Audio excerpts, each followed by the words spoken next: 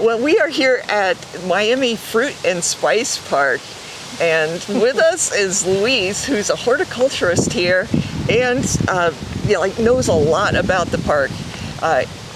Behind us is the entrance to the park. That's important because you're going to want to visit this place. But Louise, could you tell us a little bit about the history of the park? Sure. This park was created in 1944, and it was originally designed to show people what could grow in this area. Most of the people that were moving into the Redland area were from up north, were from Michigan and New York, and they were coming to Florida expecting to be able to grow apples and grapes and peaches, things that they grew back home. But when they got here and they planted those things and they miserably failed, they realized this isn't going to work. And it didn't work because this is a tropical climate and soil, different kind of soils. So this park was kind of like a demonstration area to show people what they could grow. Instead of growing peaches, they could grow mangoes. They could grow jackfruit, lychees, longans, guava, all these wonderful tropical flavors and trees that they weren't able to grow up north. So this park was a demonstration farm, sort of, for up until about the 1970s. And at that point, Chris Rollins, some of you might recognize that name, he came here as the manager, and he was, as you say, a tropical fruit enthusiast. He loved tropical fruit. And then some. And then some, yes. And he came here, and he brought with him, like he liked to say, he brought with him his dowry of about 17 jackfruit trees, which he planted here in the park. He expanded the scope and focus of the Fruit and Spice Park. He traveled the world with volunteers from the community, other people who were enthusiastic about tropical fruits, and he collected seeds, and he collected cuttings, which were a little bit easier to get into the country at that time, and they planted them here at the park. So the variety of tropical fruits greatly expanded. Well, in 1992, Hurricane Andrew came, and since the eye went right over here, this park was just leveled. Very few things survived. But with that tragic event, an opportunity presented itself in that now they could redesign and institute a plan they'd been thinking about, a new master plan, to make this park an ethnobotanical park, to show the public how man utilizes plants from around the world. So they divided the park into 5 different regions of the world: Africa, Asia, Australia and the Pacific Islands, the tropical America, and the Mediterranean climate. And in each of those sections of the park, they planted plants that the people in that region of the world utilized, whether it was for food or for fiber, for clothing, for religious significance or economic importance. They wanted to show how people used plants in different regions of the world. And that is still the focus of the park today. This is the only ethnobotanical park in the United States. So we're pretty happy and pretty proud about that. Yeah, I know you have a huge number of trees, yes. Very diverse things. And, so if you happen to be from a certain part of the world and you come here and go to the appropriate area of the grove, it will feel like home, I assume, for a lot of people. We are within, I think, about 100 miles of 3 international airports. And that brings a lot of visitors from all over the world. And they come here and they go into that section of the park from where they're from, and they recognize the trees from back home. Maybe their grandmother made a special dish, or they made a necklace out of some sort of beads or something. It has an instant connection to the majority of people that come here. So I know that this is a very popular place, but especially on weekends, I assume. Yes, it is. Saturday and Sundays are quite busy. But it's a 40-acre park, so you can spread out. Right. But if you like a little bit more relaxed, a little bit quiet visit, during the week is a little bit better time. Yeah, it's great. You know, we are here in the middle of the week, and there are very few people right now. Right. And so, you know, I'm hoping to take a look inside the park, but I do want to, you know, like mention again that this is a great destination. And when you get here, hopefully you can get here during the week and not on the weekend. So you have lots of parking opportunities. And you go into this house here, actually, I guess did it used to be a house? It's a replica of a schoolhouse. Oh, okay. And this replica of the schoolhouse used to live right across the street where the church is now. And Hurricane Andrew leveled it. So they were able to resurrect or redesign. Recreate. Recreate the schoolhouse right here. And the old cafe is a typical pioneer house. So yeah, you definitely, I mean, there's stuff to buy in there, but that's also the entrance to the park. And so you can go through the park, and then after you see all the wonderful things, you can go to the cafe and eat. Yes. Yes. Well, and also too, we have that rule that you're welcome to sample any of the fruits that have fallen onto the ground here in the park. Just make sure you know what it is, because there are a few fruits that could make you give you a stomach ache. But they're well marked within the park. But you're more than welcome to share with the rabbits and the raccoons any fruit that you find on the ground. Yeah, that I'm sure is a very popular part of the whole experience. It is, especially during mango season. Yes. Well, thanks very much. You're welcome. I'm hoping that you can show us one of those areas of the park right now. Will do. Sounds good. What do you mean? Well, you know, throughout we're just about ready to go into tropical America. But as you can see, we've got a banana collection, which originally are from Asia. They're not a Central American thing, just that they're grown commercially now, and that's what everybody thinks, that they're from that area. But they originated in like the Asian area. But we have these collections. Here's a jackfruit collection right here. They're kind of spread all throughout the park. We have an annona collection over there. We have bamboo. We've tried to keep them in the section that they are, but a couple of them are out of place, as this banana one is. But like I said, Chris wanted to give this the feel of a banana plantation. So we have about 50 different kinds of bananas, and you know how much trouble that is to keep up. Yes, indeed. It's a lot of maintenance work. Yeah, I have 49 people working in this area.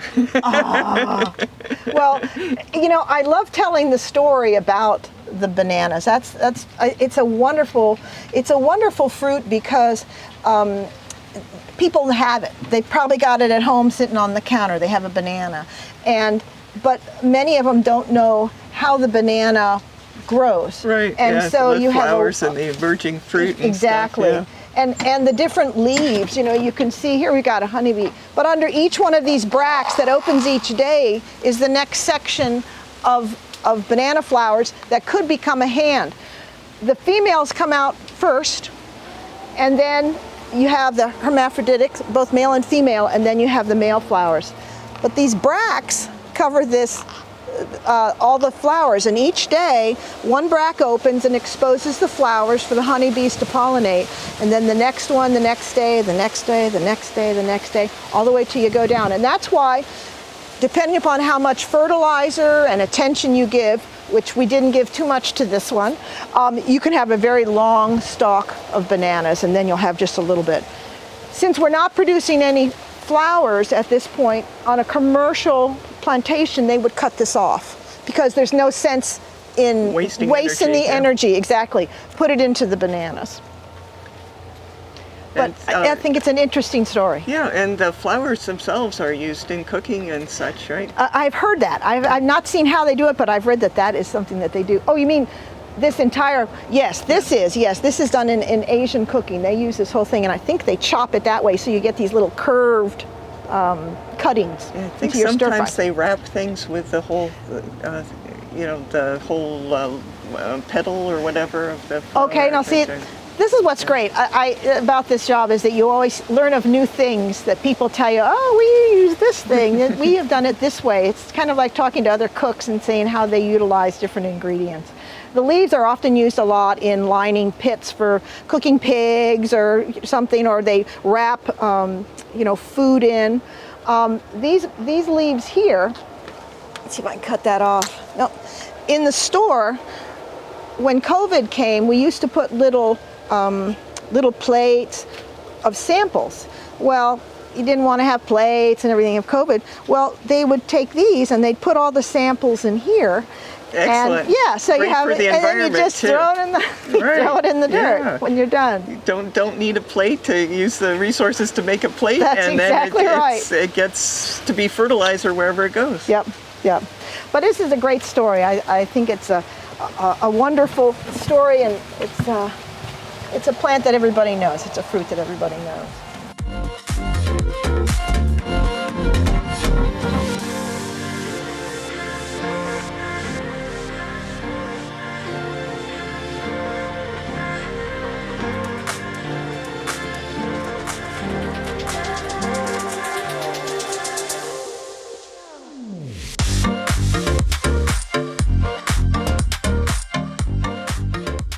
We're in tropical America now. Okay, we're in tropical America, and the bananas were part of that collection. And right here we have one of the favorite fruits from Brazil. Oh yes, this is a jaboticaba. It has an interesting fruiting method. Instead of growing on a little stem like an apple would, they grow right on the edge of the bark. And you can see in here, a lot of them they look like a bunch of grapes growing on the trunk. And they taste a lot like a grape. They have a very thick skin. The inside, the flesh is white and has a little seed like a grape. Very, very tasty. It makes an excellent jam, a beautiful purple color. Delicious fruit. This is a beloved fruit of Brazil. People love this plant. This is makes one of my very favorite preserves, the jelly or whatever. A beautiful color. Yeah, it's really good. It's like such a huge number of flavors. It's like it starts off, to me anyway, tasting a little bit like grape jelly, and then the flavor just explodes. And all we did when we made it was put some apple in with the fruit and boil it. Yeah, perfect it. Yeah. And that was it. We're not cooks, and we made really good jelly. I know. It's amazing how many of the tropical fruits that you find out here have such complex flavors. Just for instance, the bananas. And you said that you grew about 30 different kinds. We have about maybe 50 different kinds here. But you'll get notes of strawberry and peaches and pineapple in the bananas.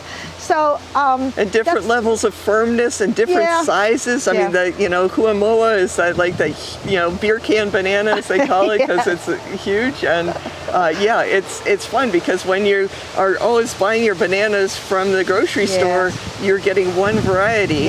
But it's a big world out there. It is a big world. It's a shame that they can't commercially produce these other more flavorful bananas, but many of them don't have keeping qualities or shipping qualities because they have to travel a long way from Central America to come.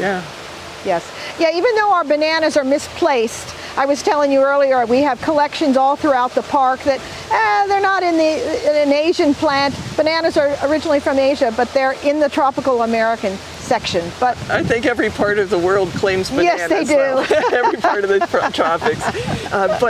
So we have a lot of jaboticaba trees here, and the place was leveled by Hurricane Andrew in 1992. Yes. So all of these have been planted since 92, I'm assuming? Yes, it was pretty much a clean slate. Some of the trees were able to sprout from the roots that they had. Since there was a lot of FEMA money coming in at the time, they were able to go to areas that were not affected by Hurricane Andrew, going up the East Coast and also up on the West Coast in Naples and Fort Myers area, into where private collectors, they sold their trees or they donated their trees back to the park.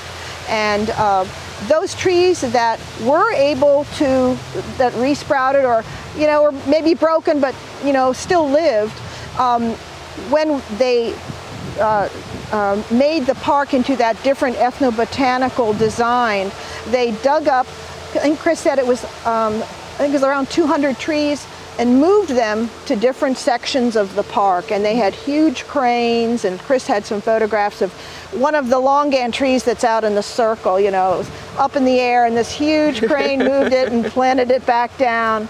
And he only lost one of them. He said the skill of those people digging them up and moving them around was just amazing. I just, did well. Like this place is just full of so many plants. It boggles my mind to think of the amount of work that it took. I mean, first off, you had to clear everything out that wasn't going to live. Yes. And all the, there must have been tons of branches. And then you have to, redesign everything and move plants that happen to survive to different places. And then just the logistics of finding these plants from other places. There must have been just truckloads and truckloads of stuff coming in here. And also, in addition to the plants not surviving Hurricane Andrew, neither did the irrigation systems. So the irrigation system had to be replumbed and redesigned. So it was a huge, huge feat. Yeah, I wasn't here at the time. I've heard stories. And I get tired just thinking about it. I know. So this is an impressive feature. I hadn't seen this until right now. And it's just like a beautiful, like piece of paradise. Yes, it is. And it has a wonderful sound. Yes. It's very restful. We have a lot of people just coming here, and they'll sit at the picnic tables nearby under the shade, and you can just hear that wonderful, soothing sound. It's a very restful place, and it's very photogenic. The purpose of this whole park now is to emphasize man's dependence upon plants and how he utilizes them. Everybody all around the world depends on plants, and we just want people to understand how our lives are very, very much connected to the plant world. So the park is open like pretty much all the time, every day. I think every day but Christmas and Thanksgiving, maybe? Something like, it's like 2 days that it's not open. So, like if you're in the area, this is a great place to stop. And could you describe sort of the experience that a lot of people have in the park? Okay, what we have here in the park is we have guided tours throughout the day, tram rides. They're narrated by very knowledgeable guides here, and they take you all around the world and show you and talk about many of the plants that we saw today. We have a self-guided walking tour. We have classes here that people can attend on cultural practices or cooking. I'm doing one on preservation, canning the harvest, probably in June. But various topics. And we have stargazing activities. We have in the spring and in the fall, we have the Southern Cross Astronomical Society come. They bring their telescopes and we set them out in the open field. And we have it normally very close to a full moon. Mm-hmm. And they'll put their telescopes on the moon or on the planets or on the stars. And it's a wonderful opportunity for people to come out and into a dark, safe area lit by the moon. We have a campfire. We sell some more kits. So it's very much a family evening. Yeah, and you do festivals beyond that, In right? addition to that, yes, we have festivals, about 4 or 5 a year. They're scattered pretty much throughout the year. We have a heritage festival that talks about the heritage, the area, the history of the area, and it celebrates the plants and the fruits that we have here. We just had a blues and barbecue festival where we had blues bands come. We had barbecue trucks for selling barbecue. Sounds like fun. It was great, very relaxing. We have the summer fruit festival in June, and that celebrates all of the fruits that we have during that time. we usually have a very large mango display. So it's a good opportunity to see the different types of cultivars, and maybe you can find the one that's growing on the unidentified tree in your yard, hopefully. Yeah, we did notice a huge number of mango varieties here. Yes. Do you have any idea about how many you have? We have about 225, 30 mango trees, and we have about 180 known cultivars. So it's quite a selection. Yeah, yes. It's great. Yeah. It's a great one. And speaking of mangoes, we have a support club, the Tropical Fruit and Vegetable Society, the Redland, who has been with the park since the 1980s. They have been supporting us, and they put on an educational class called Mango Mania. And it's right about the time of the Summer Fruit Festival. And they collect many different types of mangoes, and they give samples. You eat till you're sick of mangoes. And they also have a well-known lecturer. We've had Jonathan Crane in the past. We've had Richard Campbell, Mike Winterstein from USDA. They give a class, about a 2-hour lecture, and talks about the history and harvesting and growing, many different aspects of mangoes. So if you're a mango lover, this is a great class to go to. So, I mean, not only is this a great place to come if you just happen to be in town and you want to see all sorts of trees from around the world, the tropical world, but I've noticed some people in the park that seem to be regulars, and I'm assuming that you have a year-long membership available also? Yes, we do. We have a daily pass, but we also have a lifetime membership, an annual membership. You can purchase that membership, and you're welcome to come throughout the year at any time. We have one person that comes here and does walking all around the park. It's a beautiful place. Yeah, beautiful place. Yeah. It's a wonderful place to be, and it's a wonderful place to work. I've enjoyed my time here. Well, thanks so much, Louise. You're welcome.